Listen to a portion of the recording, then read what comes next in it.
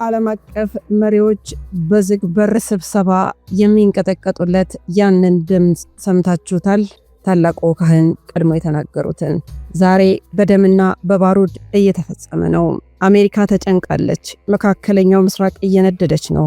ነገር ግን ከፖለቲካው ጀርባ ያለው አስደንጋጭ እውነት የተናገሩት እሳቸው ብቻ ነበሩ። እውነት ስለተናገሩ ብቻ ሞት ደጃፋቸው ድረስ መጥቶ ነበርም። ከግድያ ሙከራዎች የተረፉት ለዚህ ሰዓት ምስክር እንዲሆኑ ይሆን? ቀጣዩ የዓለም ዘግናኝ እልቂት ተጀምሯል ወይስ ገና የጨለማው መጀመሪያ ላይ ነን? የመጨረሻው ምስክር ማን ይሆን? ዛሬ ቄስ ማርማሪ ኢማኑኤል ቀድመው ያዩትን ዓለም የደበቀችውን ሚስጥር ይፋ እናደርጋለን። ሰላም፣ ጤና፣ ፍቅር፣ በረከት ተመኘንላችሁ ውድ ቤተሰቦቻችን በያላችሁበት የዓለም ዳርቻ ሁሉ እንደምን ቆያችሁን? እጅግ በጣም ውስብስብ የሆነ እንዲሁም አስደንጋጭ የሆኑ መረጃዎችን ይዘንላችሁ የመጣ ነው። ከላይ ባስደመጥናችሁ መረጃ መሰረት አብራናችሁ እንቆያለን። ዝርዝሩን አብረን እንፈትሸዋለን። አብራችሁን ስለምትሆኑ ስለምታበረቱን ከወዲሁ ምስጋናችን ይድረሳችሁ። ሮማን ጸጋዬ ነኝ ከአክሱም ቲዩብ። ሰናይ ቆይታ ይሁንላችሁ። በአሁኑ ወቅት በዓለም ታላላቅ ኃይሎች መካከል ያለው የውጥረት ደረጃ ከፍተኛ ደረጃ ላይ ደርሷል። በተለይም የምስራቅ አውሮፓ ሁኔታ፣ አዳዲስ ወታደራዊ ስምምነቶችና በድንበር አካባቢ የሚታዩ እንቅስቃሴዎች፣ የመካከለኛው ምስራቅ ውጥረት፣ ቀጣይነት ያላቸው ግጭቶች የዓለም ኢኮኖሚ ላይ በተለይም በነዳጅ ዋጋ ላይ እያሳደሩት ያለውን ተጽዕኖ እናየዋለን።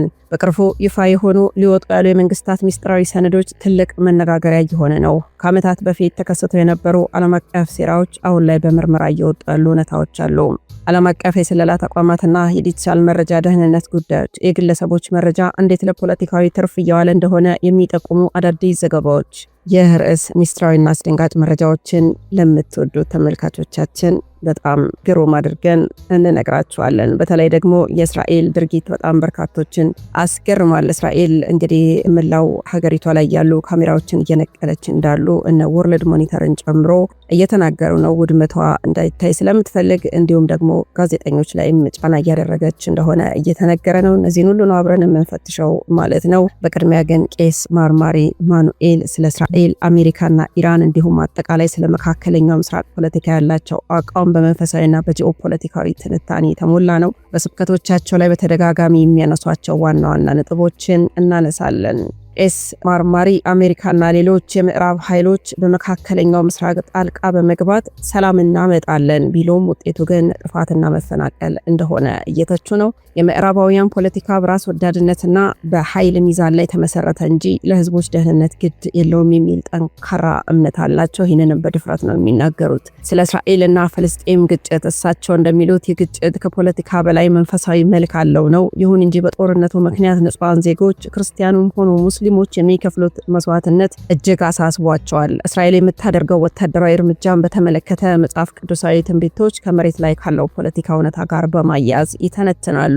ስለ ኢራንና ቀጣዩ ስጋትም ሲናገሩ ኢራንና አጋሮቿ ከአሜሪካና ከእስራኤል ጋር ያላቸው ፍጥጫ ወደ ሶስተኛ የዓለም ጦርነት ሊያመራ እንደሚችል በተደጋጋሚ ያስጠነቅቃሉ። ይሄ ደግሞ እሳቸው ብዙ ነገር ቀድሞ ፕሬዲክት አድርገው ስለተከሰቱ ይሄ ንግግራቸው በርካቶችን አስደንግጧል። ዓለም አቀፍ ተቋማትና መሪዎች ሰላምን ከመፈለግ ይልቅ ለጦርነት መዘጋጀታቸው የሰው ልጅን ወደ ከፋ መከራ እንደሚከተው እየገለጹ በጽኑ እያወገዙ ነው። የዓለም መጨረሻና ትንቢታዊ እይታቸውም ቄስ ማርማሪ እነዚህ ግጭቶች ከመጽሐፈ ራእይና ከዓለም መጨረሻ ምልክቶች ጋር እያያያዙት ነው። በተለይ ደግሞ በኤፍራጥስ ወንዝ አካባቢ የሚታዩ የፖለቲካ ለውጦችና ግጭቶች ትንቢታዊ ፍጻሜ እንዳላቸው ይናገራሉ።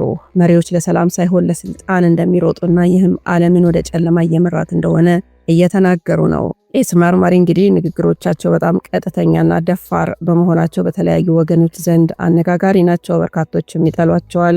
ስለዚህ እንግዲህ ስለሳቸውም ጠረቅ ብለን እናያለን በቀጣይ ደግሞ ማለት ነው። እና ቄስ ማርማሪ ኢማኑኤል ስለ መካከለኛው ምስራቅ፣ አሜሪካ፣ እስራኤል እና ኢራን ያሏቸው ንግግሮች እንዲሁም ዓለም አቀፍ የሆኑ ትንታኔዎችን ይሰጣሉ። እሳቸው እንደ መንፈሳዊ አባትን ብቻ ሳይሆን ፖለቲካውንም በደንብ አብጠርጥረው ይተቻሉ።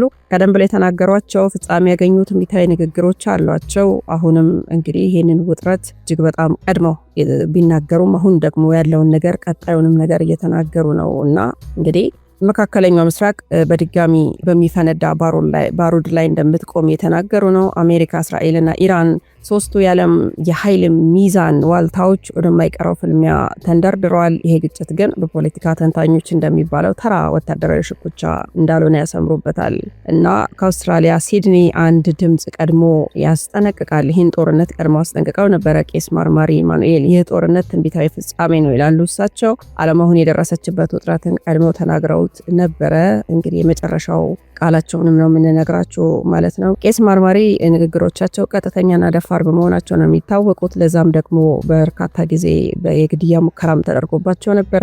ብዙዎች አክራሪው ይሏቸዋል እሳቸውን። የእሳቸው ንግግሮች በቅርበት የሚከታተሉ ደግሞ ትንቢታዊና ፍጻሜያቸው ትንቢታዊ ነገሮችን ይናገራሉ። እነዛ የተናገሩባቸው ነገሮች ፍጻሜ ሲያገኙ ደግሞ በጣም ነው የሚገረሙት ማለት ነው። ይህንን ያሉት ገና ግጭት በተጀመረበት ሰዓት ተናግረው ነበረ ስለአሁኑ ጦርነት እና የአሁን 2026 ማርች ላይ ቆመን ስናይ ደግሞ የእስራኤልና የሰሜን ግንባር ሙሉ በሙሉ ሲቀጣጠል አሜሪካ በይፋ ወደ ቀውሱ ስትገባና ኢራን ቀጥተኛ ጥቃት ስትሰነዝር ትንቢቱ እውነት ሆኗል ማለት ነው።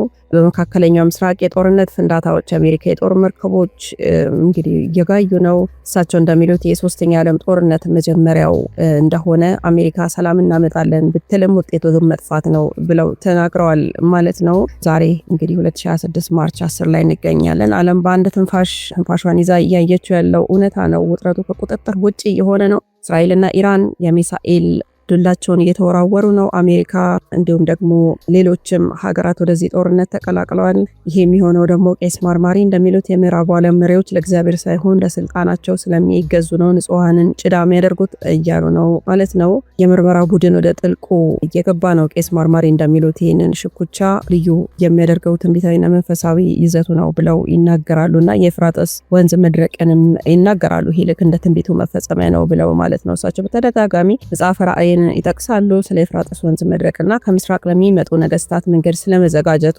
የፖለቲካ ካርታው አሁን ከትንቢቱ ጋር ደግሞ እየገጠመ ነው ማለት ነው። የቄስ ማርማሪ ንግግር እንግዲህ በጣም በብዙ ድረገጾች ላይ የተንሸራሸረ ነው ያገኘሁት ማለት ነው። ቄስ ማርማሪ ኢማኑኤል ቀድሞ ያስጠነቀቁት ፍጻሜ ዛሬ በአይናችን ፊት እየሆነ እንዳለ እኛም ምስክር ነን። መካከለኛው ምስራቅ ደግሞ እየነደደች ነው። ዓለም ወደማይታወቅ ጨለማ እየገባች ነው። እግዚአብሔር ጣልቃ ካልገባለን ማለት ነው። እና ይህንን ሁሉ ስታዩ እናንተስ ምን ታስባላችሁ? ውድ ቤተሰቦቻችን ቄስ ማርማሪ እንዳሉት ይሄ እውነት ትንቢታዊ ፍጻሜ ነው ወይስ ተራ ጂኦፖለቲካ ሽኩቻ ይመስላችኋል? እናንተ ምን ትላላችሁ? ማለት አስተያየታችሁን በኮሜንት መስጫው ላይ ብታጋሩ ለእኛም ይጠቅመናል ማለት ነው። እና እንግዲህ እስራኤል ካሜራዎችን እየነቀለች ነው እየተባለ ነው። ወርልድ ሞኒተርን ጨምሮ በጣም በርካቶች ይህንን መረጃ ቪዲዮንም እያወጡት ይገኛሉ። ካሜራዎችን እየነቀለች ነው። ምክንያቱም አገሪቷ ላይ የደረሰባትን ውድመት ዓለም እንዳያየው በሚል ማለት ነው። ጋዜጠኞቿ ላይም ጫና እያደረገች እንዳለች እየተነገረ ነው። እስራኤል በተለይ ደግሞ በሰሜን ግንባር ሊባኖስ ድንበርና በጋዛ አቅራቢያ ያሉ የህዝብ መገናኛና የመንገድ ላይ ካሜራዎችን በይፋ የማጥፋትና የማንሳት እርምጃ ወስዳለች። ምክንያቱም ደግሞ የእስራኤል መከላከያ ኃይል አይዲኤፍ እና የሳይበር መመሪያዎች እንደሚሉትም እነዚህ ካሜራዎች ጠላት ሂዝቦላ ወይም ኢራን ተጠልፈው ሚሳይሎችን ለመምራት ላይቭ ትራኪንግ እንዳያገለግሉ ነው ይላሉ። ሌሎች እንኳን ፕሮፓጋንዳውን ቢነዙም ማለት ነው የምርመራው እይታ የሚለው ነገር ግን ይህንን እርምጃ በውስጥ በኩል የሚደርሰውን ከፍተኛ ውድመትና የወታደራዊ እንቅስቃሴ ምስሎች ለዓለም ሚዲያ እንዳይደርሱ የመረጃ እገዳ እያደረገች ነው ብለዋል። እንግዲህ በተለይ በሃይፋ እና በሰሜናዊ ከተሞች የሚደርሱ ጥቃቶች ምስል እንዳይወጣ ጥብቅ ቁጥጥር እየተደረገ ነው ማለት ነው። ይሄ አንድ ሉዓላዊ ሀገር የምታደርገው ነገር ነው። ያው አንድ መሪ ሀገሩን ለመጠበቅ የሚያደርገው ነገር እንደሆነ ነው እንግዲህ እየተነገረ ያለው ብዙዎች ቢተቹትም ማለት ነው። እና የሌሎቹን ሀገራትም አሁን ለምሳሌ የኢራንን እና የኢራን አጋሮችን ውድመት እያሳየች የራሷን ትደብቃለች ብለው የሚተቹም አሉ። ግን ደግሞ እንደ አንድ ሀገር የራሷን ገመና ለመደበቅ የምታደርገውን ነገር ደግሞ እሰያሉም አሉ ማለት ነው። እነ ወርልድ ሞኒተር እና እነ ኔት ብሎክስ ያሉ ድርጅቶች በመካከለኛው ምስራቅ ያለውን የኢንተርኔት እና የዲጂታል ምልክት ፍሰት ይከታተላሉ። ሞር እነሱ እንግዲህ ከሌሎች ሚዲያዎች ትክክለኛውን ነገር ይዘግባሉ። እኔም እንደተከታተልኩት ማለት ነው። የኢንተርኔት መቆራረጥ አለ። በጦርነት ቀጠናዎች ላይ ከፍተኛ የጂፒኤስ ጃሚንግ የመገናኛ ቦታ ማሳቻ እየተደረገ ነው። ይሄ ደግሞ ሲቪል ካሜራዎችና ስልኮች ትክክለኛ መረጃ እንዳያስተላልፉ እየተደረገም ነው። የሳተላይት ምስሎች መዘግየት እንደ ጉግል እርስ እና ማክሳር ያሉ ኩባንያዎች በእስራኤል ላይ ያላቸውን የሳተላይት ምስል ጥራት ሪዞሉሽን እንዲቀንሱ ወይም ወቅታዊ ምስሎች እንዳያሳዩ ከፍተኛ ጫና እየተደረገባቸው ነው። ይህም በወርልድ ሞኒተርን ካርታዎች ላይ ውድመቱ በግልጽ እንዳይታይ ያደርጋል ይላል እንግዲህ ወርልድ ሞኒተር ዘገባ ማለት ነው። እንግዲህ በጣም በርካታ በእስራኤል የሚገኝ የላይቭ ትራፊክ ካሜራ ድረገጾችን ገብታችሁ ማየት ትችላላችሁ። በጦርነት ወቅት በጸጥታ ምክንያት አገልግሎት እንዲያቆሙ ተደርገዋል። ይህንን የዓለም አይን ተዘግቷል ብለው በርካቶች ታዲያ እየተቹት ነው ማለት ነው። ውድ ቤተሰቦቻችን ሌላው ምንድነው ዓለም እያየች የመሰለን ነገር ሁሉ በከፍተኛ ጥንቃቄ የተመረጠ ድራማ ቢሆንስ ብላችሁ አስባችሁ ታውቃላችሁ የሚለውን ደግሞ በአጽንኦት ልንነግራችሁ እንፈልጋለን። እስራኤልና አሜሪካ በመካከለኛው ምስራቅ እያደረሱት ያለውን ውድመት እንዳይታይ ለማድረግ የዲጂታል መጋረጃ እየጋረዱ ነው። ካሜራዎች እየተነቀሉ ነው። ሳተላይቶች እየታወሩ ነው። ስለዚህ እስራኤል በሰሜን ግንባርና በዋና ዋና ከተሞች ያሉ የህዝብ መገናኛ ካሜራዎች በይፋ አጥፍታለች። ምክንያቱም ያው ጠላት እንዳይጠቀምባቸው ነው ያለችው። እውነቱ ግን ሌላ ነው ይላሉ በርካቶች። በቅርቡ በቴህራን የተፈጸመው ጥቃት የተሳካው እስራኤል የኢራንን የትራፊክ ካሜራዎች ለዓመታት ጠልፋ ስትጠቀም በመቆየቷ እንደነበረ ይፋ ሆኗል ማለት ነው። ሶርስ ፋይናንሻል ታይምስ ባወጣው ዘገባ መሰረት ይህን አይቻለው። አሁን የሷን ካሜራዎች የምትነቅለው ደግሞ እሷ በጠላቶቿ ላይ የፈጸመችው የስለላ ጥቃት በእሷ ላይ እንዳይደገምና ውድመቱ በምስል እንዳይቀረጽ ነው እያሉ ነው ማለት ነው። የዓለም የኢንተርኔት መቆጣጠሪያዎች ኔት ብሎክስ እንደሚያሳዩት ቀጠናው በዲጂታል ጨለማ ውስጥ ሆኗል። በኢራን ያለው የኢንተርኔት ግንኙነት ወደ 1% ወርዷል። በእስራኤል ደግሞ የጂፒኤስ ምልክቶች በከፍተኛ ሁኔታ እየተጠለፉ ወይ ደግሞ ጃሚንግ እየተደረጉ ነው። ይህ ማለት በስልካችሁ የምታዩት ካርታ ወይ ደግሞ የሳተላይት ምስል ትክክለኛውን ቦታ አያሳይም ማለት ነው። ውድመቱ ባለበት ቦታ ሳይሆን በባዶ መሬት ላይ እንደሆነ ተደርጎ እንዲታይ እየተደረገ ነው እየተባለ ነው። ከማርች 2026 ጀምሮ እስራኤል አዲስ ጥብቅ ሕግ አውጥታለች። በነገራችን ላይ ማንኛውም ጋዜጠኛም ሆነ ግለሰብ የሚሳኤል መውደቂያ ምስልን ያለ ወታደራዊ ሳንሱር ፈቃድ ማውጣት በወንጀል ያስቀጣዋል።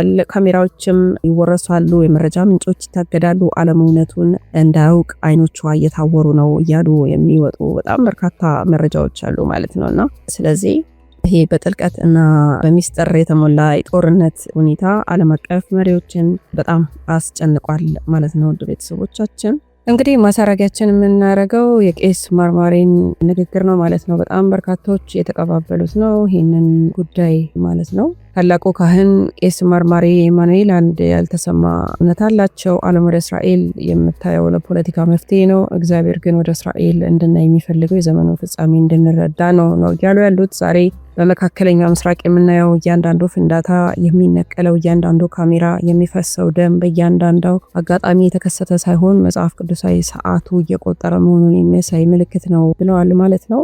ቄስ መርማሪ ቀድመው እንዳስጠነቀቁት አሜሪካም ሆኑ ሌሎች ሀያላን ሀገራት ይህን ጦርነት ሊያቆሙት አይችሉም። ምክንያቱም ይሄ ሰው ልጆች ጦርነት ብቻ ሳይሆን መንፈሳዊ ፍልሚያ ነው እያሉ ነው። እሳቸው እንደሚሉት የኢየሩሳሌም ሰማይ በጭስ ሲሸፈን ዓለም ወደ ታላቁ መከራ እየገባች እንደሆነ አስተውሉ ብለዋል። ሞት ደጃፋቸው ድረስ መጥቶ ያልመለሳቸው እኚህ ካህን ዛሬም የሚጮሁት ለአንድ ነገር ነው። ተዘጋጁ፣ ሰዓቱ ደርሷል፣ ንስሐ ግቡ፣ የንጹሐንን ደም አታፍስሱ፣ ፍትሐዊ ሁኑ እያሉ ነው። እንግዲህ እስራኤልን ተመልከቱ፣ ትንቢቶቹን አስተውሉ። የዛሬው ውጥረት የነገው የዓለም ዘግናኝ እልቂት መጀመሪያ ይሆን ወይ ያለ ነው በርካታም ሰው። ቄስ መርማሪ እንዳሉት የሰው ልጅ መሸሸጊያ ፍለጋ ወደ ምድረ በዳዎች የሚሮጥበት ጊዜ ሩቅ አይደለም። እውነቱን አይተናል፣ ምስክሩ ደግሞ እናንተ ናችሁ እያሉ ነው ያሉት ማለት ነው። ውድ ቤተሰቦቻችን እናንተስ በዚህ ጉዳይ ላይ ዓለማችን ካለችበት አዘቅት ትወጣለች ወይስ ደግሞ በዚሁ እንደተፈራ ወደ ሶስተኛ የዓለም ጦርነት ዓለም ትገባለች ብላችሁ ታስባላችሁ? ሀሳብ አስተያየታችሁን ብታጋሩን ደስ ይለናል። አብራችሁን ስለነበራችሁ እጅግ አድርገን እናመሰግናለን። አዳዲስ መረጃዎች ሲመጡ ዳግም እንገናኛለን። እስከዚያው ቸር ቆዩልን።